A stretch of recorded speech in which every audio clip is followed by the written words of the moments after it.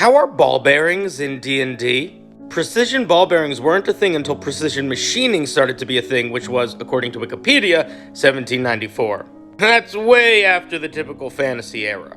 D&D does not take place during the typical fantasy era.